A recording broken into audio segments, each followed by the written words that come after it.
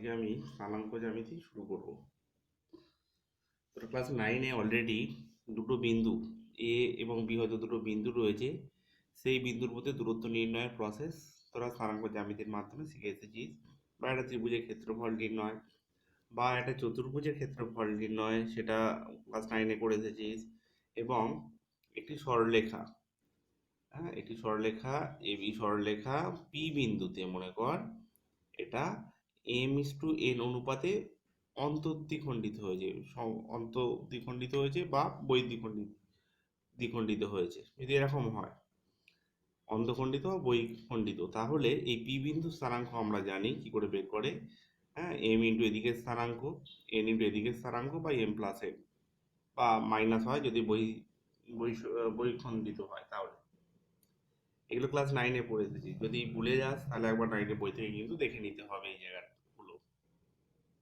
ঠিক আছে, নেক্সট হচ্ছে আমরা শুরু করব যেটা, সেটা হচ্ছে সরল রেখা বা স্ট্রেট লাইন। সরল রেখা বা স্ট্রেট লাইন,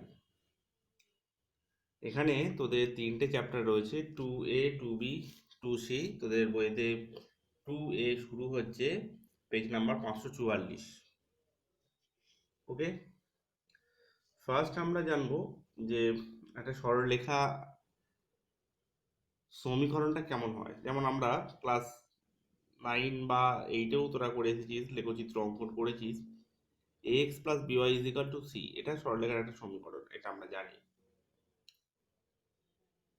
এবং এটা যদি স্থানাঙ্ক অক্ষ হয় x অক্ষ এবং y অক্ষ, এটা x অক্ষ, এবং এটা যদি y অক্ষ হয়, এটা যদি মূলবিন্দু হয়, তাহলে আমরা জানি যে এই x অক্ষের সমীকরণ যেটা হয় সেটা y ইজ ইকাল টু 0, বা y অক্ষের সমীকরণ হচ্ছে x is equal to 0। x অক্ষের সমান্তরাল যে কোনো সরলরেখা, এর সমীকরণ হবে কি, y is equal to something, মানে y is equal to some constant c। c হচ্ছে এই দূরত্বটা, এখান থেকে এই দূরত্বটা হচ্ছে c। আবার x অক্ষের y অক্ষের সমান্তরাল হচ্ছে, এটা হবে y অক্ষের সমান্তরাল, সেটা হচ্ছে x is equal to something, বা x is equal two c যদি বলি আমরা, এই দূরত্বটা যদি c হয় তাহলে x is equal two c হবে। এই সবগুলোই কিন্তু তোরা অলরেডি শিখে এসেছিস, আমরা বলবো ক্লাস 9-এ বা 9-এই শিখে এসেছিস সমস্ত লেখচিত্র অঙ্কনের মাধ্যমে। অঙ্কনের চ্যাপ্টার যেটা ছিল সেখানেই সমস্ত রকমের সরলরেখা সম্পর্কে তোরা জানিস। আরেক রকমের সরলরেখা সমান্তরাল নয়, যেটা কোনো অক্ষর সমান্তরাল, এক্স অক্ষ বা ওয়াই অক্ষ কোনোটারই সমান্তরাল নয়, এমন যদি সরলরেখাটা হয়, সেটাকে আমরা ইনক্লাইন স্ট্রেট লাইন বলবো, বা আনত সরলরেখা। এই ধরনের সরলরেখা যদি হয়, তাদের সমীকরণ আমরা এইভাবে লিখে এসেছি। সেখানে এক্স এবং ওয়াই দুটোই থাকবে। এখানে যেমন শুধু এক্স ছিল, ওয়াই ছিল সমান্তরাল সরলরেখাগুলোর ক্ষেত্রে, এক্স অক্ষ বা ওয়াই অক্ষের সমান্তরাল সরলরেখা, কিন্তু যদি আনত সরলরেখা হয় তাহলে তার ফর্মটা হবে এরকম। তোরা সেটাও অঙ্কন, তিনটে বিন্দু স্থানাঙ্ক এখান থেকে নিয়ে অঙ্কন করেছিস। এখন এখানে আমাদের বিভিন্ন বিন্দু স্থানাঙ্ক হয়তো সরলরেখা দেওয়া থাকবে, তাদের সমীকরণ আমাদেরকে বের করতে হবে। ঠিক আছে, যে কোনো সরলরেখার ক্ষেত্রে আমাদের খুব গুরুত্বপূর্ণ একটা অংশ হচ্ছে যে যদি সেটা সমান্তরাল সরলরেখা না হয়, তাহলে অবশ্যই সেটা এক্স অক্ষ বা ওয়াই অক্ষকে ছেদ করবে। এই এক্স অক্ষর পজিটিভ ডিরেকশন, মানে ঘড়ির কাঁটার বিপরীত দিক, এই দিকটা, এই এক্স অক্ষের থেকে এই যে কোণটা করেছে, এই কোণটাকে আমরা বলবো আনতি। এই কোণ থিটা আমরা লিখলাম, এটাকে আনতি বা ইনক্লিনেশন বা আনতি বলবো থিটা কোণটা। ঠিক আছে, এবং এর ট্যানজেন্ট অর্থাৎ ট্যান থিটা, এটাকে আমরা বলবো প্রবণতা। এই সরলরেখার প্রবণতা বা নতি বলা হয়, বা গ্রেডিয়েন্ট। প্রবণতা বা নতি বা গ্রেডিয়েন্ট বলবো। ঠিক আছে, এই ধরনের স্ট্রেট লাইন যদি ইনক্লাইন স্ট্রেট লাইন হয় তার সঙ্গে এক্স এর ধনাত্মক দিকের সঙ্গে থিটা কোণ করে, তাহলে ট্যান থিটাকে আমরা বলবো প্রবণতা বা নতি বা গ্রেডিয়েন্ট। এটা আমাদেরকে একটু জেনে রাখতে হবে।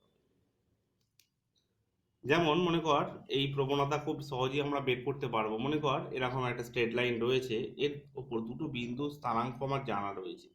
যদি জানা থাকে দুটো বিন্দু স্থানাঙ্ক, এই বিন্দুটার স্থানাঙ্ক মনে কর x1, y1 এবং এই বিন্দুটার স্থানাঙ্ক হচ্ছে x2, y2। এই দুটো বিন্দু স্থানাঙ্ক আমার দেওয়া রয়েছে। তাহলে এই সরলরেখাটার প্রবণতা কিভাবে নির্ণয় করব সেটা আমরা সহজেই করে ফেলতে পারবো।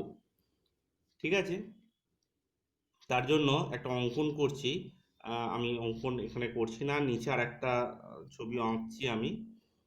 হ্যাঁ, যে এই একটা স্ট্রেট লাইন, এটা থিটা, এর উপর দুটো বিন্দু x1, y1 এবং এখানে হচ্ছে আর একটা বিন্দু x2, y2।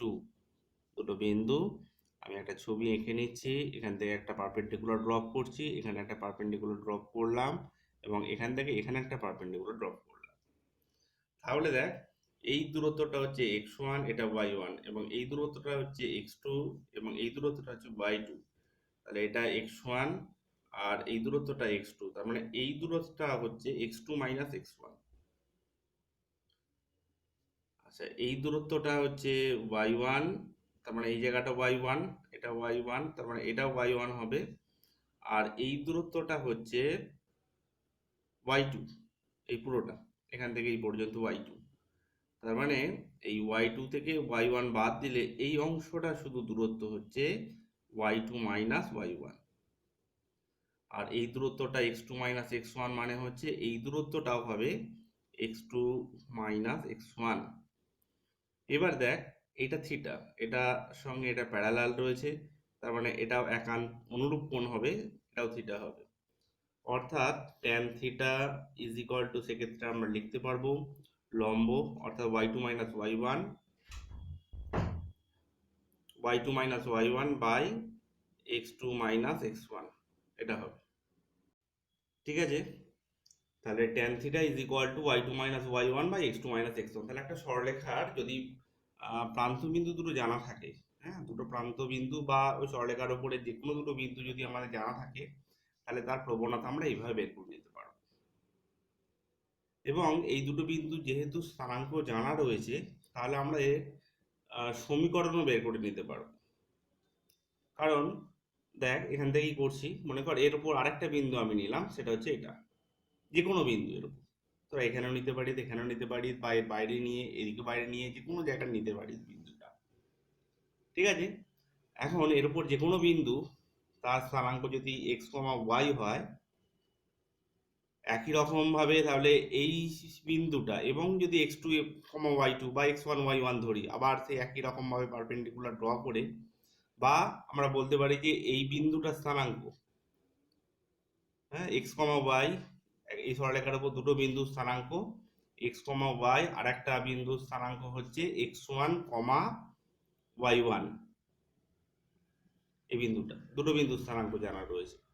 তাহলে একই রকম ভাবে আমরা আবারও বের করতে পারবো যে প্রবণতা tan theta is equal to হবে তাহলে y minus y1 by x minus x1।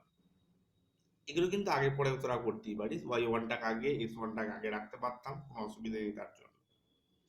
ঠিক আছে, তাহলে যদি এই বিন্দু দুটো স্থানাঙ্ক নিই তাহলে প্রবণতা এটা হয়েছে, আর যদি এই বিন্দু নিই তাহলে প্রবণতা এটা হয়েছে। কিন্তু প্রবণতা তো একটাই হবে, এখানেও ট্যান থিটার মান যা পাবো এখানেও ট্যান থিটার মান কিন্তু আমরা তাই পাবো। সুতরাং এই দুটো সমান হবে, অর্থাৎ লিখতে পারি y minus y1 by x minus x1 is equal to y2 minus y1 by x2 minus x1, এটা হবে। বা আমরা এটা এখানে গুণ করে দিতে পারি, y minus y1 is equal to y2 minus y1 by x2 minus x1 into x minus x1।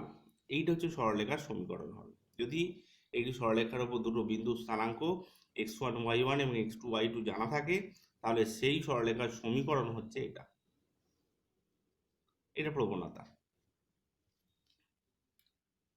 ঠিক আছে, এখন প্রবণতা যদি আমরা প্রবণতাটাকে এই tan theta is equal two ছোট হাতের m বলি। এখন এই ক্যালকুলেশনটা যদি আমার বলে দেওয়া থাকে, এই ক্যালকুলেশনটা হয়তো আমি করে দিয়েছি, আমি এই বিন্দুটা স্থানাঙ্ক, এই দুটো বিন্দু স্থানাঙ্ক দিইনি, আমি শুধু বললাম যে একটা সরলরেখা তোকে সমীকরণ নির্ণয় করতে হবে যেই সরলরেখার প্রবণতা বলে দেওয়া রয়েছে, প্রবণতা ইজ ইকুয়াল টু m, এবং ওই সরলরেখার ওপর যে কোনো একটি বিন্দুর স্থানাঙ্ক x1 y1, এটা যে কোনো বিন্দুর স্থানাঙ্ক, অর্থাৎ এই সরলরেখাটার সমীকরণ আমাদের বের করতে হবে। এইটা tan থিটা, এই থিটা যদি হয় তাহলে tan theta is equal to m বলে দেওয়া রয়েছে, আর এর উপর যে কোনো একটি বিন্দু, যে কোনো বিন্দু বলবো না, স্থানাঙ্ক, একটা বিন্দু স্থানাঙ্ক বলে দিয়েছে x1 y1। তাহলে একই রকম ভাবে এর উপর যদি যে কোনো বিন্দু আমি x, y ধরি, তাহলে এর প্রবণতা একই রকম ভাবে আমরা বের করে নিতে পারবো y minus y1 by x minus x1, এবং সেটা is equal to tan theta is equal to m, বা আমরা লিখতে পারবো y minus y1 is equal to m into x minus x1। অর্থাৎ এখানে যে আমরা শুধু লিখেছিলাম যে y minus y1 is equal to y2 minus y1 by x2 minus, এই জায়গাতে আমরা mটা বসিয়ে দিলাম।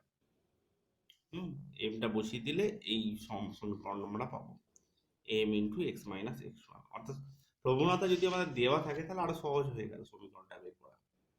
এটা হচ্ছে চলমান বা ভেরিয়েবল এক্স ওয়াই, আর এইগুলো কিন্তু কনস্ট্যান্ট, 2 3 হয়তো বলে দিলাম স্থানাঙ্ক, তাহলে এখানে 3 বসাবো, এখানে 2 বসাবো। ওকে, প্রবণতা হয়তো 5 বলে দিলাম। একটা বিন্দু স্থানাঙ্ক হয়তো আমি বলে দিলাম 2,3, আর প্রবণতা m ইজ ইকুয়াল টু হচ্ছে -3 হয়তো বলে দিয়েছি।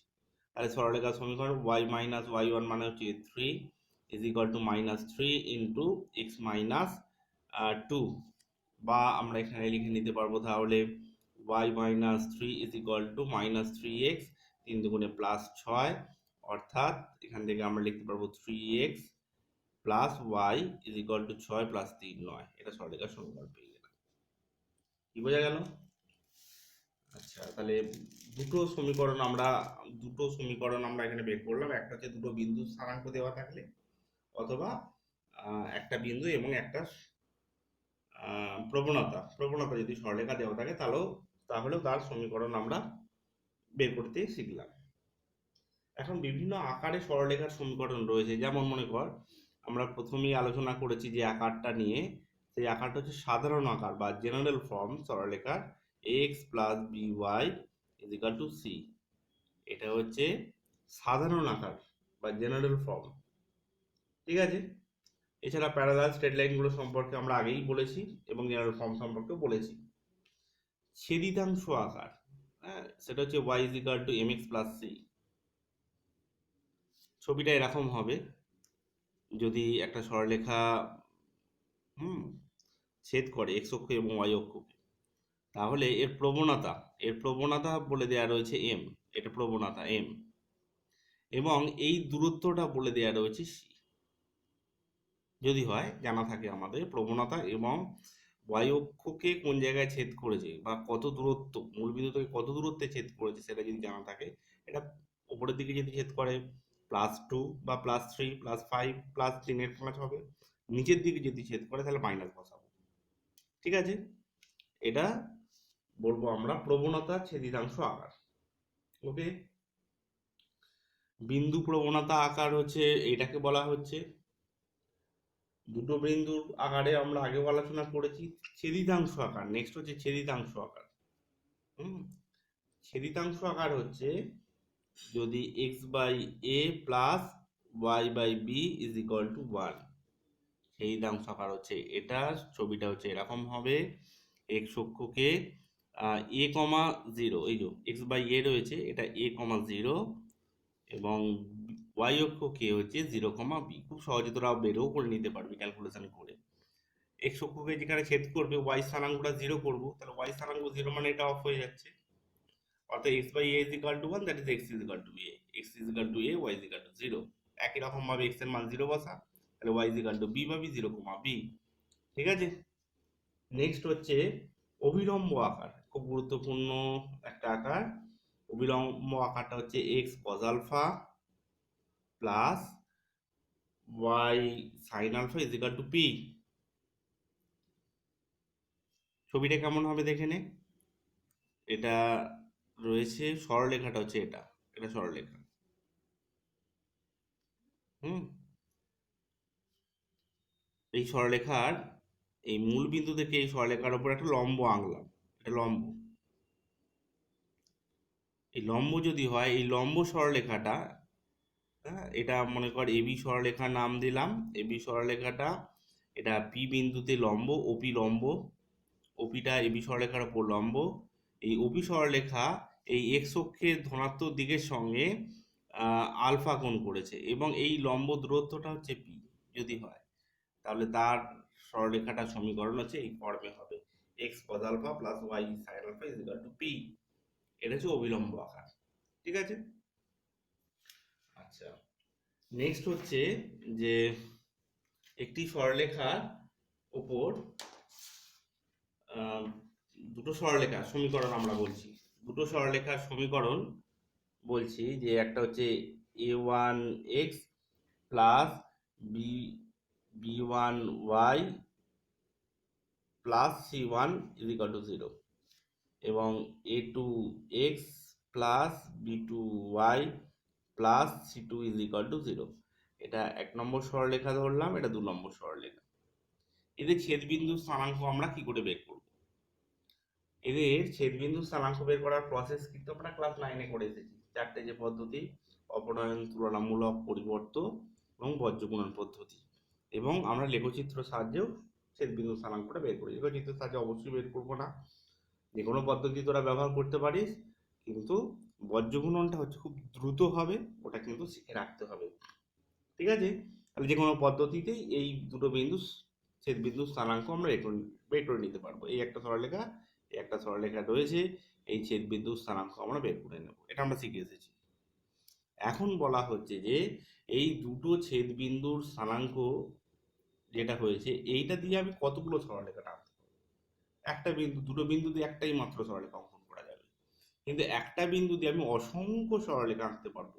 সেটা এটা হতে পারে, সেটা এটা হতে পারে, সেটা এই সরলরেখাটা হতে পারে, সেটা এই সরলরেখাটা হতে পারে। তাহলে অসংখ্য এরকম সরলরেখা আঁকতে পারবো। এই অসংখ্য সরলরেখা সবগুলোকে যদি আমি বলবো একসঙ্গে একটাই সমীকরণের সাহায্যে প্রকাশ করতে পারবো, সেটা হচ্ছে এটা, x a one x plus b one Y plus C one plus some constant k into a two x plus B two Y plus C two is equal to 0। অর্থাৎ 1 নম্বর সরলরেখা প্লাস কে ইন্টু 2 নম্বর সরলরেখা is equal to 0। ডান দিকে 0 রেখে, ডান দিকে 0, বাঁ দিকে যা আছে সব ডান দিকে নিয়ে চলে আসবি, 1 নম্বর সরলরেখা প্লাস কে ইন্টু 2 নম্বর সরলরেখা ইজ ইকাল টু 0। এবার বিভিন্ন কে এর বিভিন্ন মানের জন্য তোরা এই বিভিন্ন সরলরেখাগুলোকে পাবি। হয়তো কে এর মান হয়তো 1 এর জন্য তুই যদি এই সরলরেখাটা পাস, হ্যাঁ, এখানে হয়তো -2 এর জন্য পেলি, বা -3 5 এর জন্য পেলি, 5 এর জন্য পাবো একটা। বিভিন্ন মানের জন্য কিন্তু বিভিন্ন সরলরেখা কে এর বিভিন্ন মানের জন্য পাবো আমরা। যেমন কে এর মান যদি 0 ধরি, তাহলে কিন্তু আমরা 1 নম্বর সরলরেখা অর্থাৎ এই সরলরেখাটাই পাবো, 1 নম্বর সরলরেখাটাই পেয়ে যাবো কে এর মান 0 ধরলে।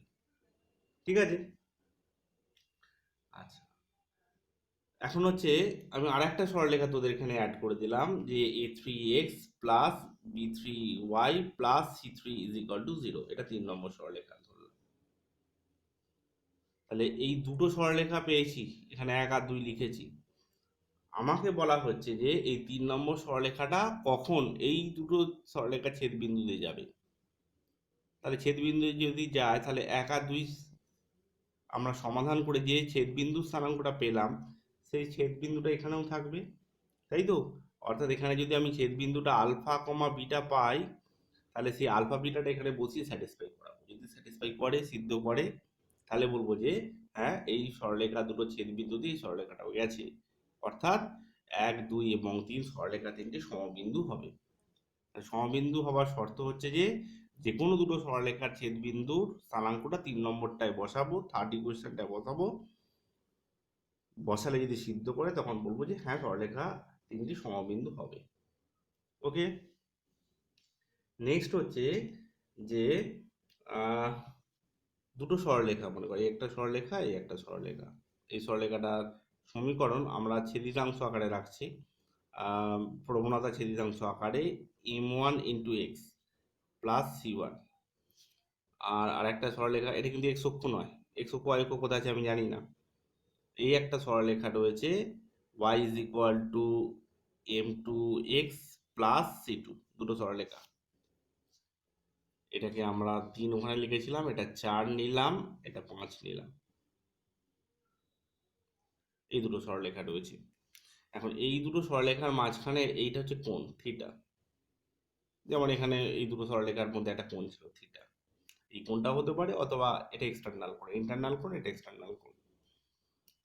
এখন এই কোণটা আমাদের নির্ণয় করতে হবে। কোণটা জানার জন্য যদি এটা থিটা হয় তাহলে ট্যান থিটা, এই থিটা প্রবণতা থিটা নয়, কিন্তু এই দুটোর মাঝখানের কোণ হচ্ছে থিটা।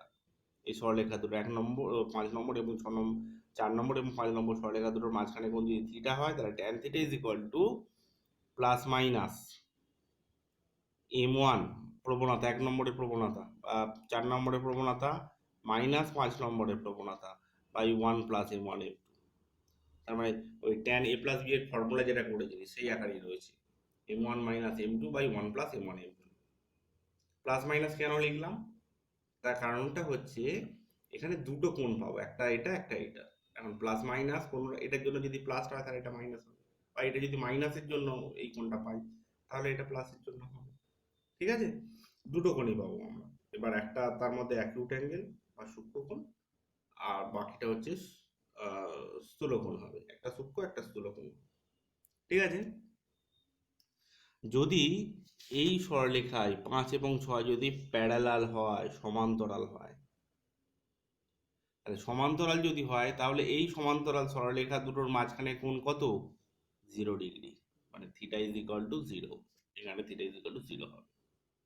তাহলে থিটা = 0 মানে ট্যান থিটা, ট্যান 0 0, অর্থাৎ m1 minus m2 by 1 plus m1 m2 = 0, that is m1 = m2। অর্থাৎ দুটো সরলরেখা যদি সমান্তরাল হয় তার শর্ত হচ্ছে এটা m1 = m2 হবে, সমান্তরাল হওয়ার শর্ত। অর্থাৎ দুটো সরলরেখা যদি সমান্তরাল হয় তাদের প্রবণতাগুলো কিন্তু সমান হবে। ওকে, দুটো সরলরেখা পরস্পরের লম্ব যদি হয়, তখন থিটা = কত, 90 ডিগ্রি। তাহলে থিটা যদি 90 বসাই, ট্যান 90 হচ্ছে ইনফিনিটি বা আনডিফাইন্ড বলবো, ইনফিনিটি না বলে আনডিফাইন্ড, ডিফাইন করা যায় না। অর্থাৎ নিচে যেটা 0 হবে, সামথিং বাই 0, অর্থাৎ 1 plus m1 m2 = 0, that is m1 m2 -1 হবে। এইটা হচ্ছে লম্ব হবার শর্ত। দুটো সরলরেখা লম্ব হলে তাদের প্রবণতা দুটোর গুণফল সবসময় -1 হবে। ওকে, আবারও বলে দিচ্ছি, দুটো সরলরেখা তাদের মাঝখানে কোণ যদি থিটা হয় তাহলে ট্যান থিটা হবে m1 m2 by 1 plus m1 m2। সমান্তরাল হলে m1 m2 সমান হবে, এবং যদি লম্ব হয় তাহলে m1 m2 m2 -1 হবে। ওকে, ঠিক আছে, নেক্সট আসছি। এখন এই সমান্তরাল দুটো সরলরেখার মধ্যে হয়তো তোর একটা সমীকরণ বলে দেওয়া রয়েছে, ax প্লাস by c বলে দেওয়া রয়েছে। এখানেও তাই, ax প্লাস by c, এই সমীকরণটা বলে দেওয়া রয়েছে। তোকে বলেছি আমি এই সরলরেখাটার সমীকরণ বের করতে হবে, এই সেকেন্ড সমান্তরাল সরলরেখাটা। যেহেতু প্রবণতা সমান, তাহলে এই এ এবং বি দুটো কিন্তু সমান বা সমান মাপ অনুপাতে আমি রাখতে পারবো। সেটা আমি পরে আর একবার আলোচনা করে দেব, কিভাবে এখান থেকে প্রবণতাটা বের করে নিতে পারবো সেটা আমি আলোচনা করে দিচ্ছি, করে দেবো। যেহেতু প্রবণতা দুটো সমান, তাহলে এখানে এই এক্স আর ওয়াই সংগ্রামে একই রাখবো, এক্স প্লাস বিওয়াই, শুধুমাত্র ধ্রুবক পদটা চেঞ্জ হয়ে যাবে, সি ড্যাশ। একটু মেকানিক্যালি আমি বলে দিচ্ছি, যা ছিল তাই থাকবে, শুধুমাত্র ধ্রুবক পদটা বদলে যাবে সমান্তরাল সরলরেখাগুলোর ক্ষেত্রে। আর লম্ব সরলরেখার ক্ষেত্রে কি হবে, এক্স এর সহগ যেটা সেটা ওয়াই পাবে, ওয়াই এর সহগ যেটা এক্স পাবে, অর্থাৎ এটা বি এক্স হবে, এটা এ ওয়াই হবে। ইচ্ছা মতো সাইন চেঞ্জ হবে, তুই এক্স এর সাইনও চেঞ্জ করতে পারিস অথবা ওয়াই। যেমন এখানে দুটোরই প্লাস চিহ্ন রয়েছে, তাহলে এইটা মাইনাস করলে এটা প্লাস রাখতে হবে, অথবা এটাকে প্লাস রেখে দিই যদি, তাহলে এটাকে মাইনাস করতে হবে। এক্স এর সহগ ওয়াই পাবে, ওয়াই এর সহগ এক্স পাবে। ইচ্ছা মতো সাইন চেঞ্জ হবে, যেটা ইচ্ছা, তো এক্স বা ওয়াই যে কোনো একটা সাইন চেঞ্জ করতে হবে, এবং ধ্রুবক পদরা বদলে যাবে, অন্য ধ্রুবক, এটা সি সি থাকবে না, সিটা পাল্টে যাবে। ঠিক আছে, এই আকারে যদি থাকে এটা সমান্তরাল সরলরেখা, আর এক্ষেত্রে এটা লম্ব সরলরেখার সমীকরণ আমরা এখান থেকে বের করে নিতে পারবো। ঠিক আছে, নেক্সট হচ্ছে যে একটা বহিস্থ বিন্দু এখানে রয়েছে আলফা কমা বিটা। বহিস্থ বিন্দু থেকে এই সরলরেখা x plus b y plus c is equal to 0 রাখলাম, প্লাস সি রেখেছি, সিটা দিকে রেখেছি। তাহলে এই লম্ব দূরত্বটা কত হবে, এটা মনে কর স্মল পি দ্বারা লিখলাম দূরত্বটা, স্মল পি, এই ওপি দূরত্ব, এটা পি বিন্দু যদি হয় তাহলে ওপি দূরত্বটা হচ্ছে স্মল পি। এই স্মল পি বা OP is equal to small P is equal to modulus, দূরত্ব যেহেতু ওই জন্য মডিউলাস রাখলাম, যদি মাইনাস আসে পরমান প্লাস হিসাবে নেব। ঠিক আছে, এখানে আলফা বিটা বসিয়ে দিয়ে, অর্থাৎ A alpha plus B beta plus C by square root of X এর সহগের স্কোয়ার এ স্কোয়ার, ওয়াই এর সহগের স্কোয়ার প্লাস বি স্কোয়ার, এটা হবে। একটু মেকানিক্যালি আমি বলে দিলাম, তোর অঙ্ক করার সময় আর ডিটেলস বুঝে নিতে পারবে, তখন যদি অসুবিধা হয় আমি আলোচনা করে দেবো আবার। ঠিক আছে, এই হচ্ছে তোদের বলতে পারি যে তিনটে যে অনুশীলনী রয়েছে তোদের এখানে সরলরেখাতে, তিনটে অনুশীলনী 2A 2B 2C, তার তিনটে মিলিত থিওরি পাঠ হচ্ছে এটা। থিওরি পোর্শন আমরা বলে দিতে পারি শেষ হয়ে গেল। আমরা অঙ্ক যখন করব প্রথম 2A 2B এবং তারপরে 2C করব, কিন্তু আমি তিনটে চ্যাপ্টার একসঙ্গে বলে দেবার একটাই কারণ, সেটা হচ্ছে যে তোরা যে কোনো নিয়ম কিন্তু, মানে 3 নম্বর চ্যাপ্টারে হয়তো নিয়মটা আমরা শিখেছি, সেটা কিন্তু আমরা 1 নম্বর চ্যাপ্টারেও প্রয়োগ করতে চলেছি, সেই জন্য কিন্তু আমরা বলে দিই, অনেক অঙ্ক দিই 1 নম্বর চ্যাপ্টার দিয়ে অঙ্কটা করা যেত, কিন্তু আমি যে 3 নম্বর চ্যাপ্টারে যেটা শিখেছি সেটা যদি 1 নম্বর চ্যাপ্টারে অ্যাপ্লাই করি অনেক সহজে হয়ে যাবে, সেই জন্যই কিন্তু আমরা বলে দিলাম। আচ্ছা, আরেকটা জিনিস যেটা আমি বলছিলাম, যে কোনো একটা সরলরেখা যেমন সাধারণ আকার থেকে যদি আমি প্রবণতা আকারে যাই, প্রবণতা ছেদিতাংশ আকার, সেটা আমরা যেতে পারবো, সেটা হচ্ছে B Y is equal to minus X plus C, অর্থাৎ Y is equal to minus A by B X plus C by B. অর্থাৎ এটাকে আমরা যদি এম লিখি এবং এইটা যদি আমরা সি বলে ভাবি, হ্যাঁ, সি বা সি ড্যাশ বলে ভাবি, তখন আমরা লিখতে পারবো ওয়াই ইজ ইকুয়াল টু হচ্ছে M X plus C dash. আবার এটাকে আমরা ছেদিতাংশ আকারেও নিয়ে যেতে পারবো, হ্যাঁ, X plus B Y is equal to C, বা আমরা লিখতে পারবো A X by C plus B Y by C is equal to 1, বা X by C by A, এটাকে লিখতে পারি। এটা নিচে চলে এলো, এটা উল্টে গিয়ে আবার এটা কিন্তু ওপরেই চলে আসবে, by y by C by b is equal to 1। অর্থাৎ এক্স অক্ষে ছেদিতাংশ হচ্ছে এটা সি বাই এ কমা 0 হবে, আর এটা 0 কমা সি বাই বি হবে। আবার যদি অবিলম্ব আকারে যাই সেটাও চলে যেতে পারবো, সাধারণ আকার থেকে X plus B Y is equal to C, অবিলম্ব আকারে যেতে গেলে এই দিকটা কিন্তু সবসময় পজিটিভ রাখতে হবে, ডান দিকটা। সি যদি নিজে নেগেটিভ হয় তাহলে কিন্তু এটা মাইনাস সি করে দিতে হবে, যাই হোক অঙ্কতে আলোচনা হবে ওটা।